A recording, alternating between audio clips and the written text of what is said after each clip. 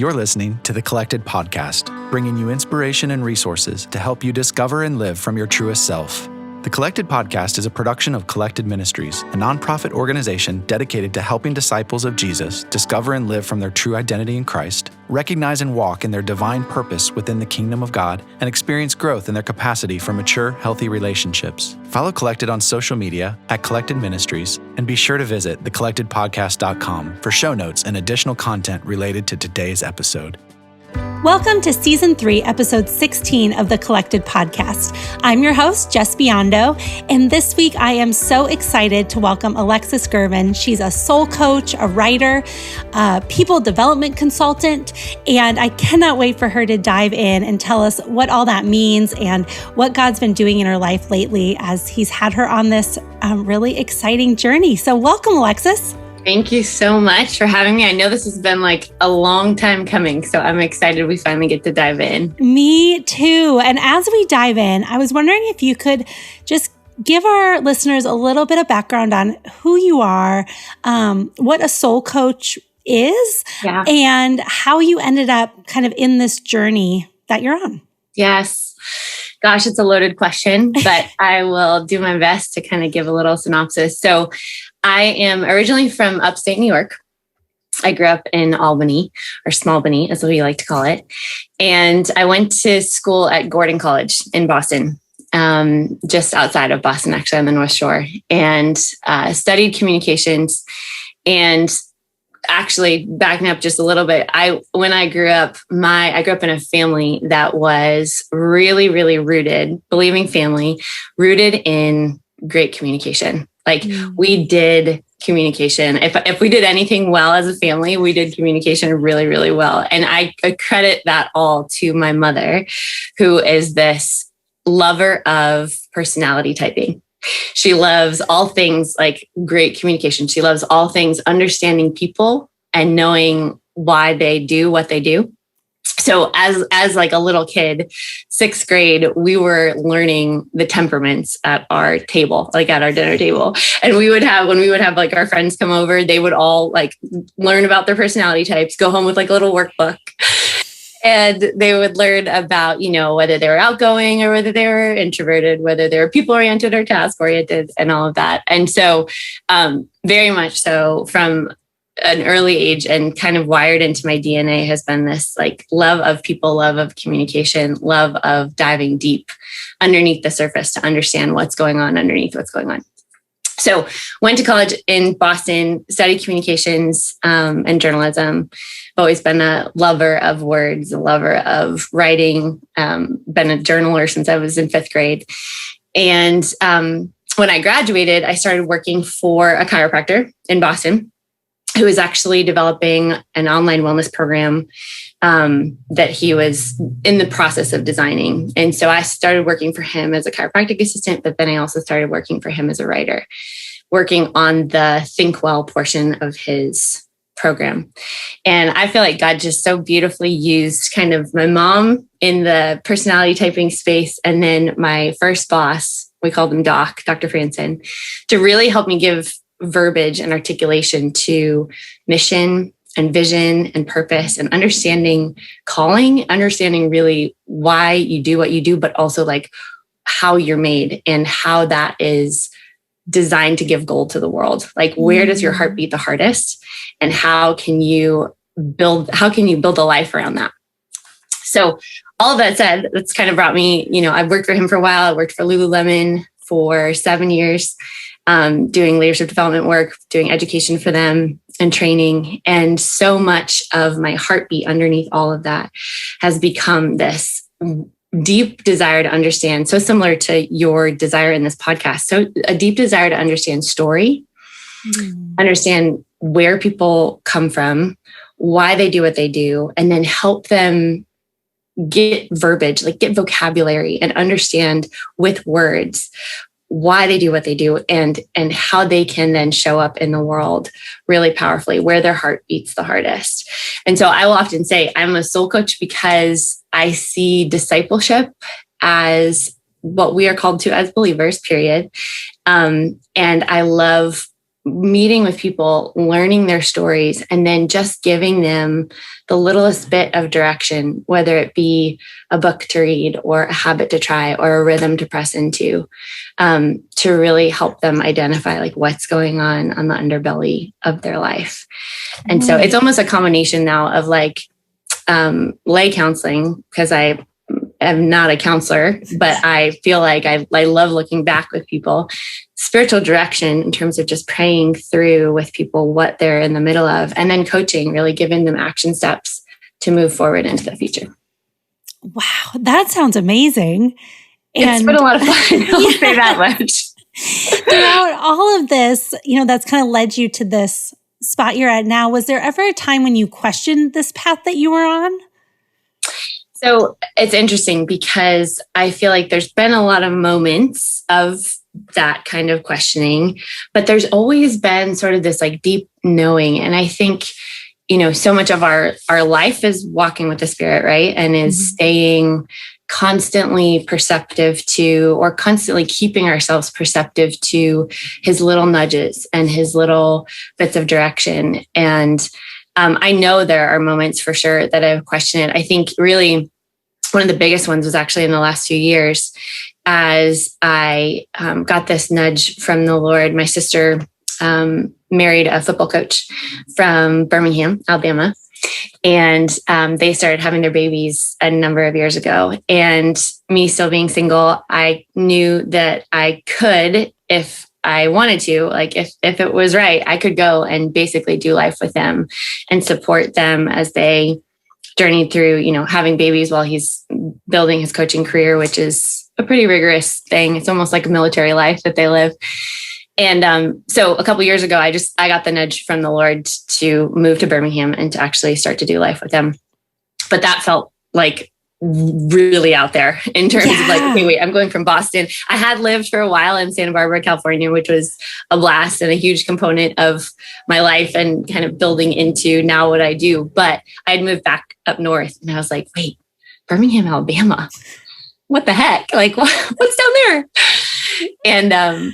And it was just such a clear nudge of the Lord. And it was by far one of the greatest moves I could have ever made. The community that I developed in Birmingham, the friends I made, the number of clients, actually, the coaching clients that I actually gained while I was in Birmingham have exploded my business, literally. And so it was just this really divine move. And then on top of that, one of the most recent ones was that they then got relocated to Akron, Ohio, which is where I am right now. And same journey, right? I'm in Birmingham. I'm loving it. I have great friends down there. And then all of a sudden they're like, Akron, Ohio. Who wants to move there? Like, what's in Akron? It's the rubber capital of the world.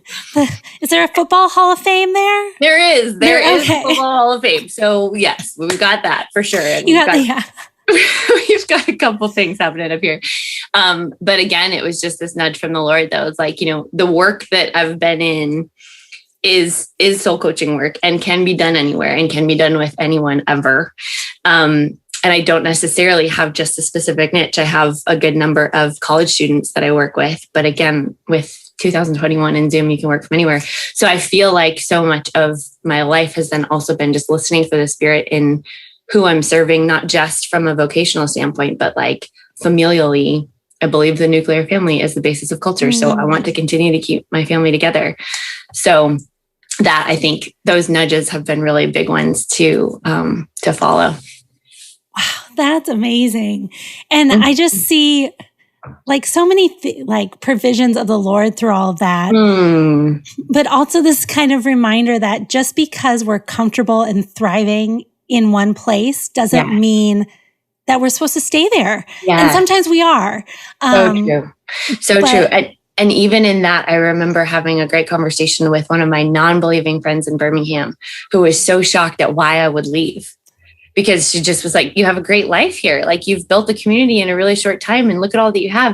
And I was like, yeah, but I know for certain that this is the direction I'm supposed to go. And this has been so wonderful. And I know that it will be wonderful where I go, because that is where the Lord is calling me to next. And so it was a great conversation. It was a great conversation to have with believers in terms of just the bolstering of our faith, but also the kind of curiosity that we birth when we are, when we are following his nudges where he's leading us. Yeah. And I mean, that can also be really scary. Mm-hmm. I think like stepping out into the unknown, into a new season. So like to prepare yourself to be in a place where you are ready to give God your yes, no matter what. Yeah. Like, what are some things that you do or that people can do to be like tending to their heart and mind and body and spirit, and to like make sure we're ready if there's a new door open? Yes. That question makes sense? Yeah, no, totally. It does. There's a quote that I love by Frederick Buechner from his book called Listen to Your Life. And it's one of like my life quotes now. But it just says, listen to your life, see it for the fathomless mystery that it is, touch and taste and smell your way into the holy and hidden heart of it. Mm-hmm. Because in the last analysis, in the final analysis, all moments are key moments, and life itself is grace. Oh, wow. And that's like, I mean, if that went on my tombstone, like that was how she lived her life, then that would be great. That would be like the epitome of having lived, I think, well. But there are some really key elements, I think, to having a mind and a soul, a heart and a body that are all really beating together. Mm. And there's components of that, like the practices of Sabbath, the practice of the week in review, which is part of my Sabbath. Like there are a number of things that I really think we can do to stay steadily remembering and steadily reflecting on the work of God in our life, and therefore aligning our steps accordingly. Mm. So to me, Sabbath has been a huge component of that. And I think that's really one of the key rhythms, one of the key components that I see as just a crucial element for humanity. Like God gave the Sabbath to Israel, and Israel was kept by the Sabbath, right? And so in the most beautiful of ways, he renews us by resting. And so one of the things I love to do to keep mind and body and soul and spirit kind of all together is that every week on my Sabbath, I will do what I call a week in review. And I'll go through categories of, physical, mental, social, spiritual, professional, vocational, financial, and recreational. And I kind of use those 8 categories to reflect on the week before, to do what I believe we're really called to in terms of remembering the week before, to pause on the 7th day and actually remember what he's done and call it good. And in those categories to really consider, like, where are the themes? Like, what did God do? What are some trends? What are some habits or some tendencies I'm noticing in each of those things? And then how can I be intentional about getting rid of what I need to get rid of and taking with me into this next week what I want to take with me into this next week? Like, Lord, what are you doing? But I really feel like going through categorically, to me, it's like letting words order your soul, right? It's like actually making the time to remember, to reflect, to recreate and renew, and then move into the coming week with an intentionality around not just what's happening, like not just what's in your planner, not all of the meetings and the conversations and all of what you have to get done, but really what's going on underneath what's going on, what's kind of driving the intention and the motivation in your heart set and your mindset as you're moving through the week. And so that to me has become a practice that I've loved. And I think we can continue to dive into just the bigger concept of the physical and the spiritual really being intertwined. But I think that practice for me has been a real tangible one.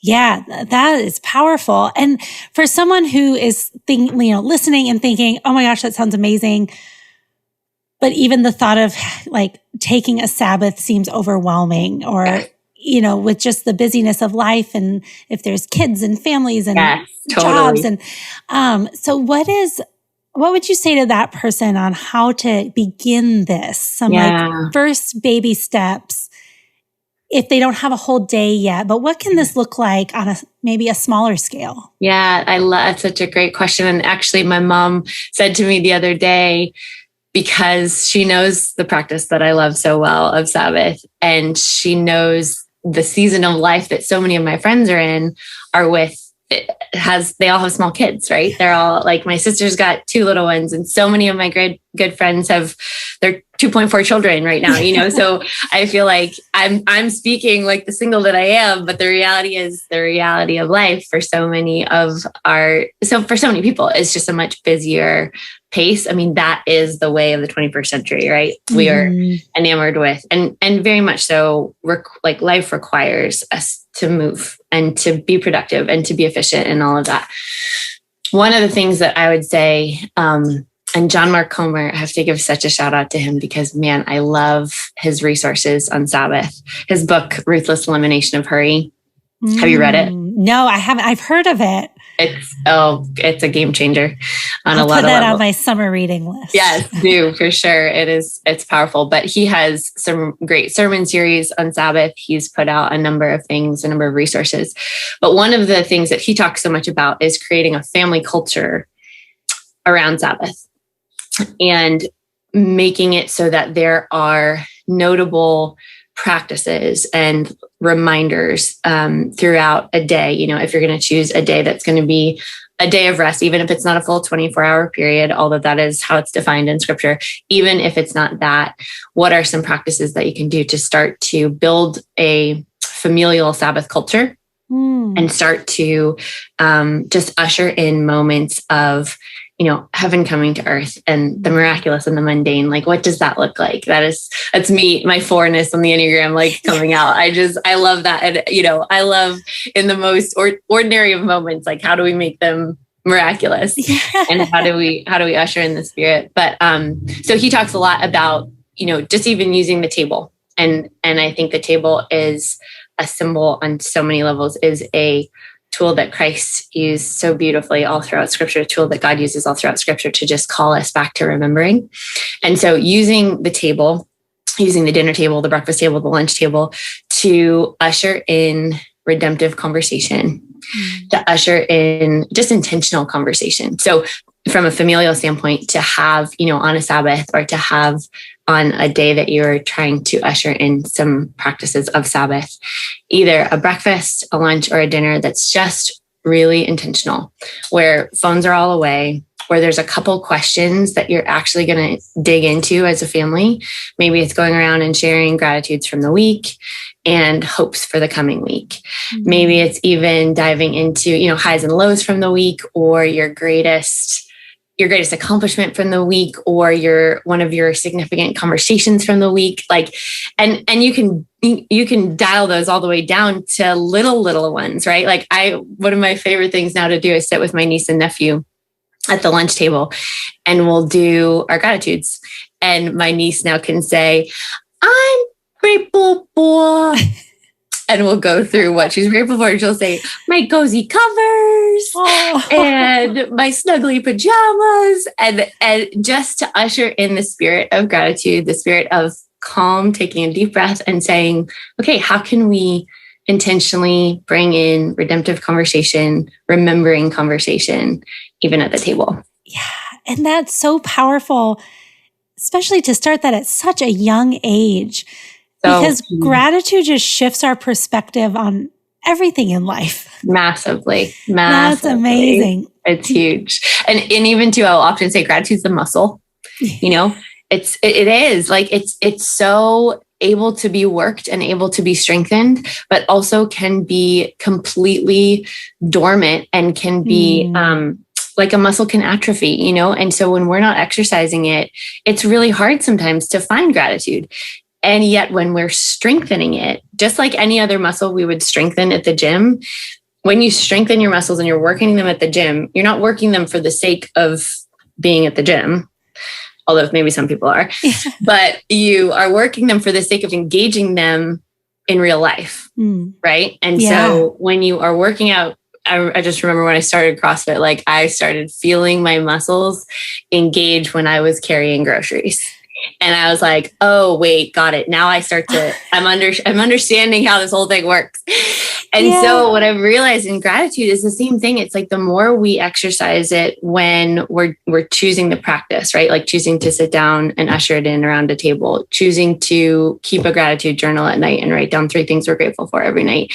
That's the practice. So that then in the day-to-day, when things are hard and when it's hard to find gratitude, that muscle is strong and it can be called on to work. Yeah. It's a powerful thing. Yeah. Wow. It really is. And I mean, I think sometimes too, when we're in those situations that are hard or, challenging, it's sometimes hard to see like, okay, God, where are you in this? Or this doesn't look how I expected, but that doesn't mean God isn't in it and using it. And so that's such a powerful practice. You mentioned that you are an Enneagram 4. Yeah. And in the beginning, you started, telling us about how growing up from a young age, your mom was always talking about different personality things and communication. So how did discovering the Enneagram continue to influence your identity? Or we love the Enneagram on the podcast. Big fan. So could you speak into that a little bit about your personal journey? Yeah, 100%. So the Enneagram has been a gift on so many levels because although I did grow up in a family that loved personality typing tools and assessments, the Enneagram, my whole family will say, was one of the most liberating tools to finally discover because it was almost like it brought all of them together. Yeah. Really remarkably so. And, we studied when I was little and my mom was really just diving into all this stuff. We started with the temperaments, which are like, sanguine, choleric, phlegmatic, melancholy. And it's like Florence Littauer and Tim LaHaye that wrote books on that. And so those are some of the older versions of just personality typing in general. Then we went to Myers-Briggs, studied that a little bit. I understood from the temperaments that I was a melancholy, but that didn't necessarily really nail me or, really sort of give full verbiage for why I was the way I was. I was way more emotional than a typical melancholy would be. And then we started studying that. We did the disc model, that too, kind of, I fell in like the C range, but again, it just wasn't as full bodied. Studied the Myers-Briggs a little bit, did some leadership assessments that now I actually use with teams called the 5 Voices, where it's derived from the Myers-Briggs. And so it really unpacks how you process the world, how you take in information, how you process it, how you order your world. But the Enneagram, I felt like just brought everything together. And when Ian and Suzanne wrote their book, The Road Back to You, which I'm sure has gotten many shout outs on this podcast, I just felt like it brought so much together. And I originally thought it was a 1. Okay. Because of the inner critic. And that for me is just a reality. My little critic inside my brain and heart is very loud, and I have to constantly reframe and constantly surrender, constantly just invite the spirit back in to remind me the truth. But my mom had actually seen Ian Cron speak a couple years ago, and he defined the difference between a 1 and a 4 because they both have the inner critic. And he talked about how a 1 would walk into the room and could see everything external that needed to be fixed. Like the cord that's over there in the corner that needs to be tucked away, or the chair that's out of place or whatever. But the 4 would walk into a room and immediately turn inward with that critical kind of spirit. And it would be like, oh gosh, I am not wearing the right shoes. Do I belong here? I don't really feel like the people are going to think that I'm supposed to be here. Kind of that like inner dialogue that's very critical, but it's turned more on belonging than it is on the external environment. And I was like, okay, got it. I'm a 4. And so since then, diving in, man, I've really just done, it's all been kind of our own study as a family, but, reading books and listening to podcasts. But Ian said something on one of his podcasts about for 4s, realizing that no emotion is final was so powerful. Yeah. Because as a 4, I feel things to the hilt all the time. Like I feel my highs really high, my lows really low. And I, every moment for me, whether it's like, epic sunrise on my birthday and it's, really incredible moment, or I'm driving home from spin class on a Tuesday night and I feel like it's the most incredible moment on the planet, like I'm the one that loves ushering in the extraordinary and the ordinary, but I've also had to realize like certain moments hold certain amounts of weight. Mm-hmm. And I think that's become one of my biggest prayers is, Lord, help me hold with the proper amount of weight each moment that you bring. And so realizing that, and the whole like no emotion is final, I literally have a Post-it on my desk that says no emotion is final.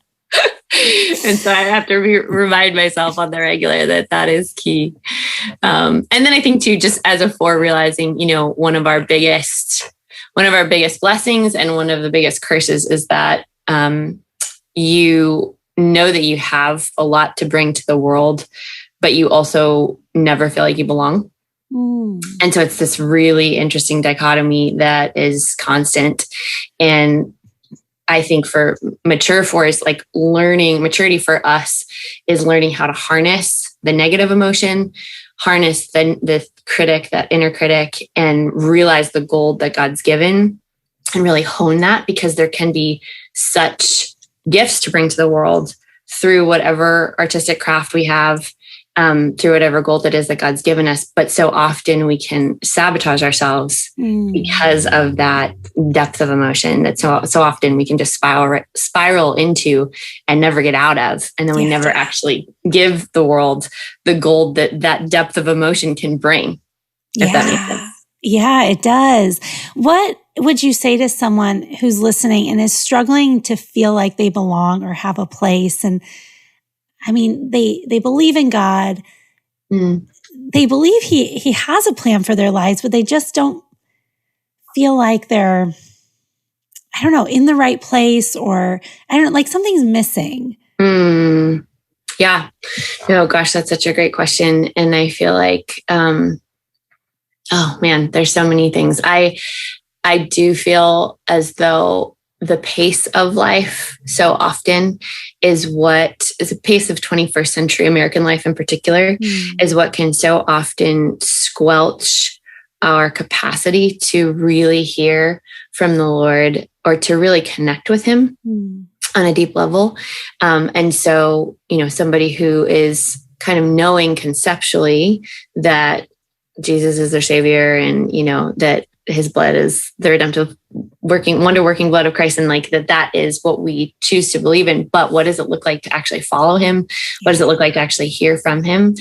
I am just such a big proponent of slowing down to consider, like slowing down to begin to listen to the nudges from the Lord, whether that's through wise words of wise counselors around us, whether it's through just disconnecting from all of the channels that we have that have constant access to us all the time. Now it's like in 21st century life, we no longer have, it's not like we have to go find noise like we used to for centuries, right? We don't have to go find entertainment. It finds us and we have to turn it off. And so I would say for people who are just really on the journey of like delving deeper in their walk with the Lord and really wanting to hear from him, it sounds really simple to say, get quiet, but that takes a lot of work. It takes a lot of intentionality, and even just the practicality of like, okay, well, I get quiet, then what do I do? Right. And I think I'm such a paper and pen girl, but I'm such a big fan of, sitting down, brain dumping all the things that are swirling through your heart and your head, all the to-dos, all the have to do's, all the get to do's, all the, what's calling you, a million different directions. And then after you get all that out, actually waiting, like staying in that moment for a little bit. And again, it's super hard because it's like in the craziness of now, but then also in mom life and in, so much of our lives are forward moving and have to be forward moving. So I'm not at all going to pretend that it's an easy process to ruthlessly cut out, to ruthlessly make time for that. But for someone who's really wanting to dive into their walk with the Lord, I know that is a really key component. That's really good. And I feel like that is for someone out there.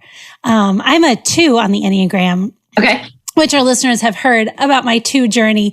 But I think my fear, in trying to quiet myself, sometimes I believe the lie that if I do get quiet, and I start to reflect inward or wait on the Lord, that there's not going to be anything there. There's not going to be anything in me that is worthy of love or the Lord to speak to me, or, so we all have different versions of the lie that Satan's trying to use to keep us distracted and busy and avoiding time with the Lord, because it's the thing we really need the most. Yeah, it so is. It so is. And even in that whole idea of getting quiet, I will often say, if you're going to do the verbal vomit thing in your journal and get all of your thoughts out, then replace that with the truth so that those lies don't take over. Because you're totally right. It's a fear that I often have too. Sometimes if I'm just going to go for a walk and I'm not going to take a podcast, I'm not going to take worship music, I'm like, but then I'm just going to be listening to myself and I don't want to listen to myself. I need to listen to you, Lord. I want truth to be going in this brain. Yeah. And so I think, and yet that's also the falsity that quiet is where we often meet him in those moments of just when it's just him and us, just him and I, him and us. But I think one of the greatest practices we can also do in those quiet spaces is replacing the emotional gobbledygook, getting it all out on paper. And then I love just writing words of truth in my journal so that I see them and so that they're regularly recorded, to replace what has come out of me. Yeah. Yeah. That's so good. I kind of want to shift topics. So you've mentioned a few times that you're single, and I am too. I'm in a dating relationship now, but I'm still Okay. So, I check single on a tax form. Got it. Okay. And, you were open about that earlier. So I was just wondering, what has God been teaching you through that process? Oh, good question. This was not on the preparation I form. know. I'm sorry. That's fine. This is a good deep dive into the vulnerability of real life. And I have loved in the little bits that I've seen your social media posts. I thought you were married. So 2 points to having some really great social media skills. Thank you. That just goes to show that Instagram can be very deceiving. Very much. There we go. We are in a very happy relationship. Awesome. But no ring yet. Yes. Fantastic. Yeah. Okay. So what the question is, what am I learning through the journey of singleness? Yeah. Or if you just want to speak to singleness or encourage someone out there, I just felt like we need to touch on singleness. Yeah. And I'm not sure why or what you have to say about it, but I feel like there's some goodness there. Yes. That is it is a real journey for sure. Somebody asked me the other day, because I'm 36, and they were like, wait, so are you divorced? I'm like, no. They're like, never been married? I'm like, nope. And they're like, do you want to be? I'm like, 100%. This is not I'm doing the independent woman thing and, never want to settle down. This is not that at all. But I have definitely been perplexed, I think, at numerous points during my life as to why, Lord, this is such a deep, deep desire of my heart to do life with someone and to build the kingdom with someone and to run hard for the sake of kingdom life with someone. That is my biggest passion. And if I'm really honest, I've never had the crazy burning desire in me to be a mom. I have not written it off. There's absolutely, I will most likely, hopefully it will happen. Yeah. But I've always had this deep burning desire to do life with someone. I'm a companionship girl, 100%. I mean, I'm a 4, I'm a romantic, right? So I write the books, yeah. But all that said, it's that steady journey of knowing that I will go, if I'm single my whole life, I will go to the grave with it being one of the deepest desires of my heart to do life with someone. But I've also realized how beautiful and wonderful and crucial it is to make the most of the life that he has given us in every day. and to not long for the one thing that we think is just going to be like the fulfillment of all of life. And then once we get that thing, it will be done. Like we won't have any great longing after that. And the reality is, and I think if anything, it's a great, this is probably the nugget that I would just sort of land on around singleness that I'm relishing and really trying to practice right now, is that there will always be something. Right. We are humans, and this side of heaven, there will always be burning desires in our hearts. And once we cross one threshold, there's always something else that just in our flesh and as humanity, like, and the Lord put those desires in us on a number of levels too. And yes, with the world, the flesh, and the devil, there's a lot of conflicted components of those desires. They can twist on a lot of levels too. However, the point is there will always be something. And so I think what he's really trying to just teach me right now is that learning deep contentment, learning that practice of gratitude, learning that like every day is actually a gift. Like that's not just, a Hallmark statement to go on one of those little wooden plaque things on your desk. It's like really life is grace. And therefore today, getting to step into the work that he's given me to do, the relationships he's given me to be in, the conversations, like ushering in redemptive conversation is just one of my like life mottos. Like that is what I want to do. And like at all moments, at all times, people make fun of me and they say that I scuba dive. I won't snorkel in conversation. And I'm like, yeah, who likes to snorkel? Like, come on. Nobody likes a snorkel sesh. We like a scuba sesh. And so in that, just realizing that, most likely there will be something after the whole marriage thing happens, which like God willing, there will be something else. And so what do I learn from a character standpoint, from a trust, from a faith standpoint right now in my journey with him that I can take and learn deep for the sake of, listening to this life and relishing this life and living and stewarding well what he's given me right now, regardless of whatever that burning desire is, because there will always be a burning desire. Yeah. Oh, see, I knew you had something. You knocked it out of the park. And that is a word for people at any stage in life, like not just single. Because like you said, there will always be an unmet longing because we live in a broken world. Like we're waiting for the kingdom to come fully. And we experience, the kingdom of heaven on earth now. Yeah. We get glimpses of it, but really, we're all longing for Jesus to come back and for the promises to be fulfilled. But that was good. Thank you. Yeah. And I even needed that reminder too, because it's like, I am in a wonderful relationship with a wonderful, godly man. And now I get the questions constantly like, so when are you guys getting married? When's it happening?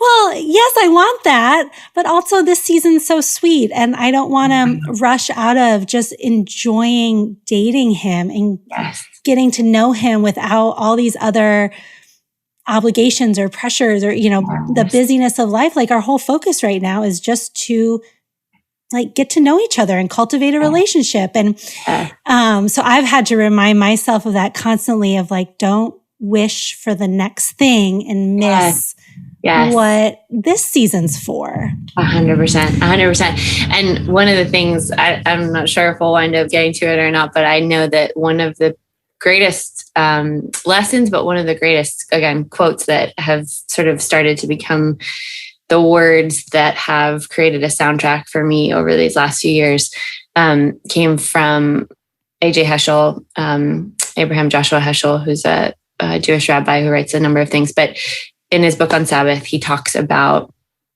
the goal of the Christian life is not to amass information, but it is to face sacred moments. And I would say to face sacred moments and hold them well. And that has started to become for me like a mantra for all of my days in terms of what does it look like to show up to, we can't create those moments. Like we don't create sacred moments, but God does. And we can show up ready and available to hold them, to help others hold them well, to usher them in as they're coming, to not like squelch them. And so I just think about it in light of even just the season that you're in, the season I'm in, what does it look like to relish the moments of life now, regardless of what's coming or regardless of what we're longing for? Like, what does it look like to relish and to face sacred moments in the now?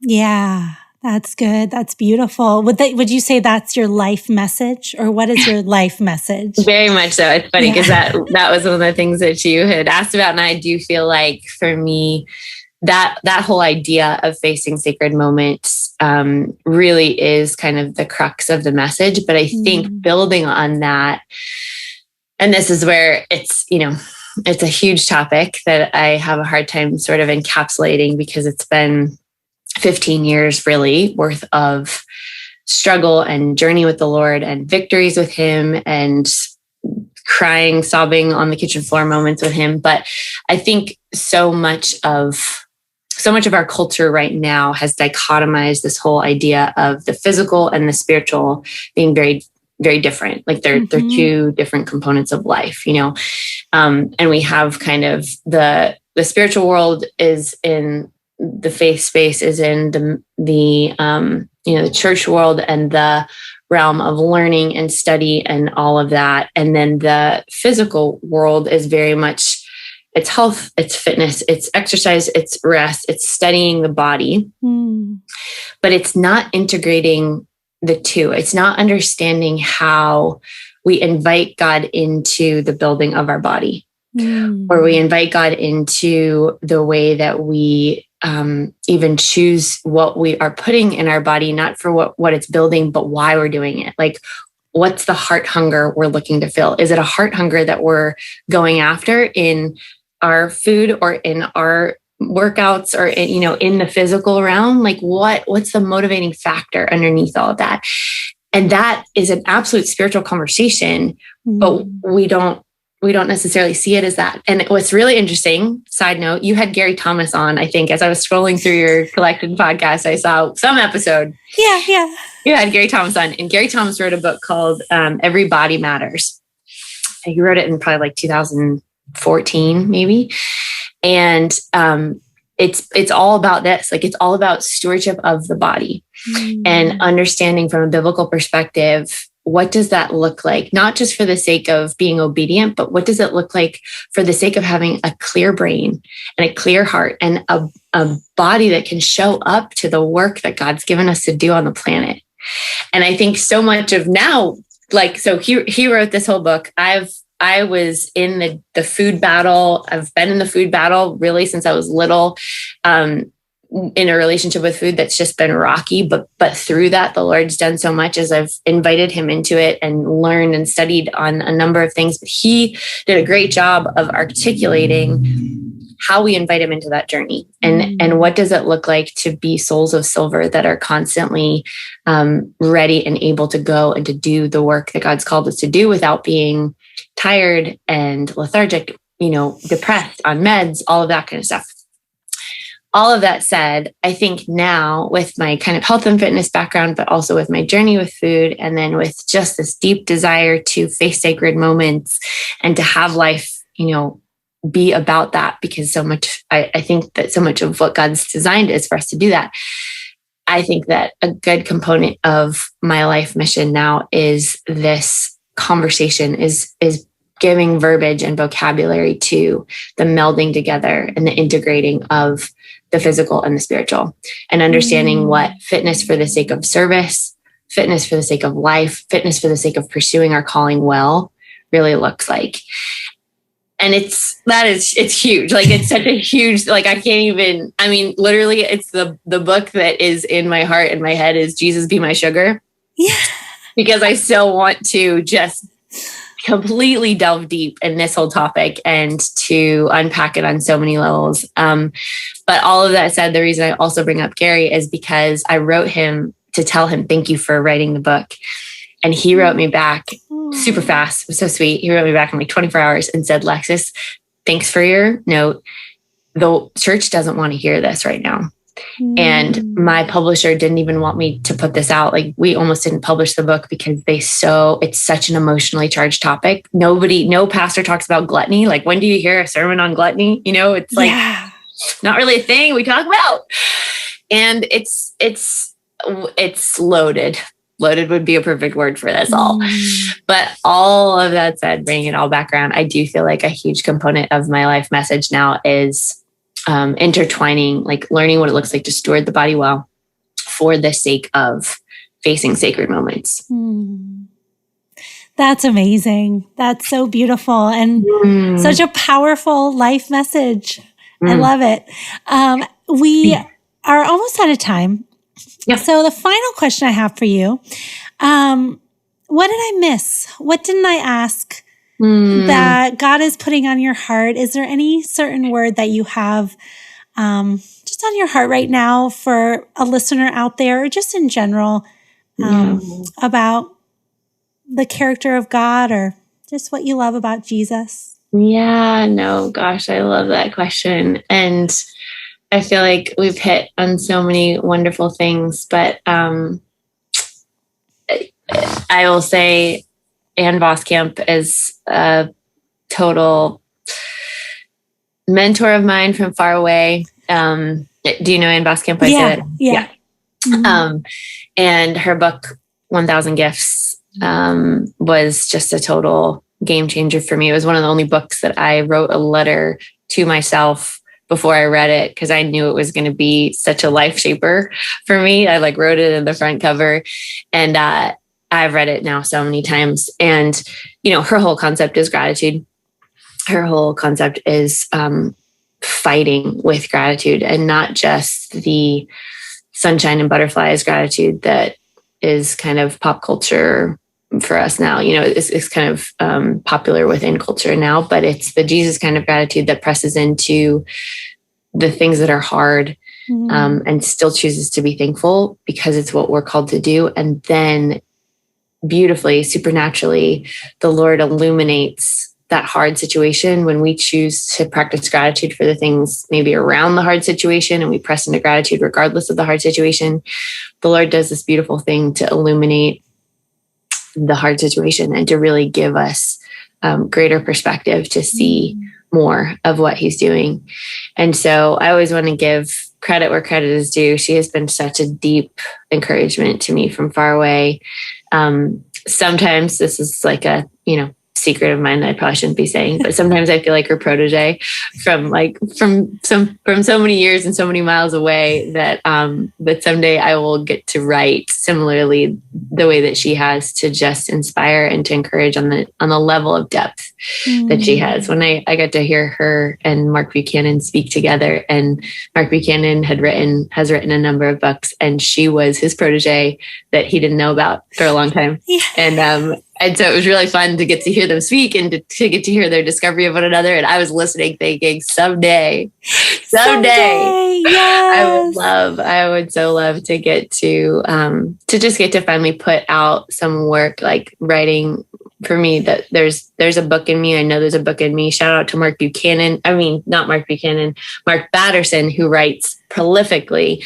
And I just keep thinking, if Mark Batterson could write 20 books, I at least have one in me. You can at least write one, right? Totally. And there's so much that I just want to pen and get down into, really for the sake of having coffee with so many people. I love sitting down to coffee and having deep scuba sessions with people one-on-one, but I want to be able to do that in a book. Yes. And so all that said, the Ann Voskamp concept of pressing into gratitude in the hard, not just in the easy, because that is what we're called to. And that I really do feel like that is where the Lord shows up. So maybe hopefully that's an encouragement to someone else. Yes, it is. That is perfect, and a perfect note to end on. Alexis, thank you so much for joining us this week. This was just a delight. The time went too fast. Totally. I really am grateful that we got to do it. Thanks for having me on, Jess. Thank you.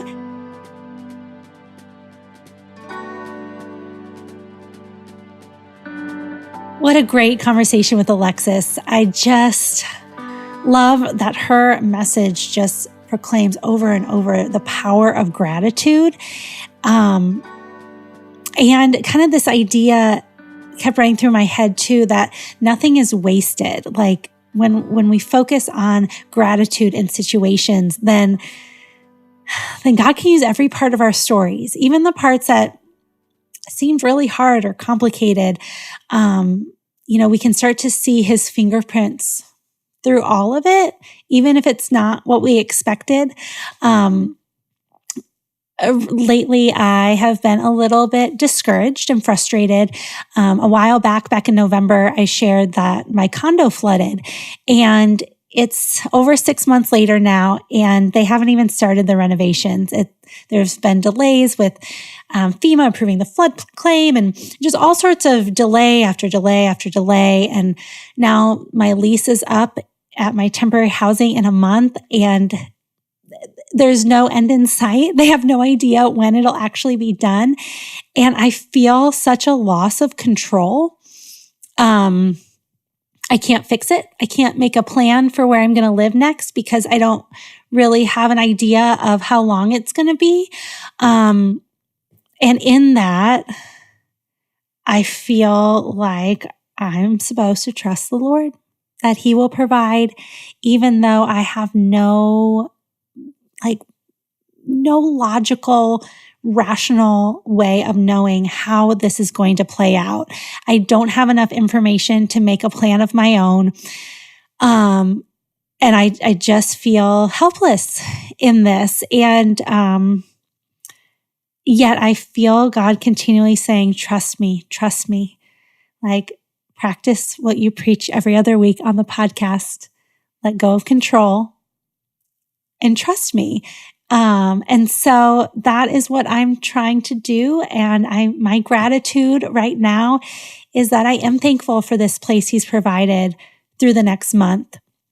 I am incredibly thankful that I have friends and family members and people who love me and have offered guest bedrooms. I'm thankful,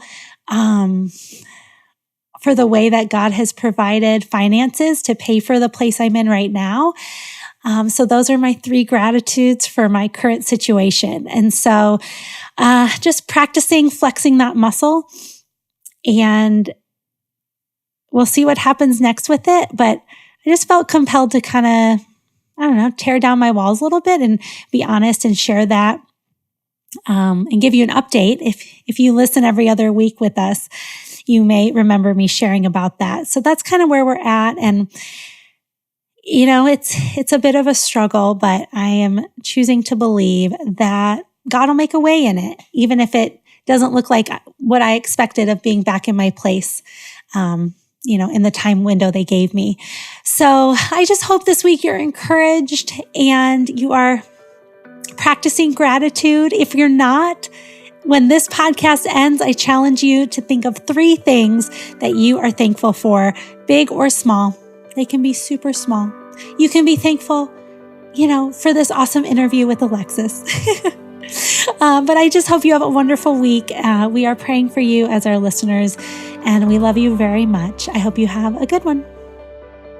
Thank you for listening to the Collected Podcast. Please be sure to subscribe, rate, and review. And if you like what you've heard, we'd love it if you'd help spread the word. Check back here for new episodes dropping every other Thursday. You can follow along on social media at Collected Ministries.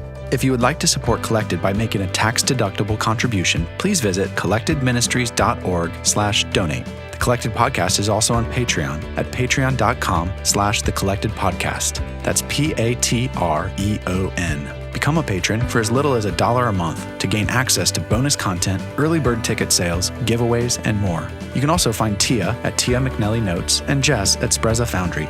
Collected proudly supports and partners with Flourish Kenya, a nonprofit working to support and prevent unplanned adolescent pregnancy in rural Kenya. Learn more at flourishkenya.org. The Collected Podcast is produced by Jess Biondo and edited by Jacob Early. Music is by Asaf Elan.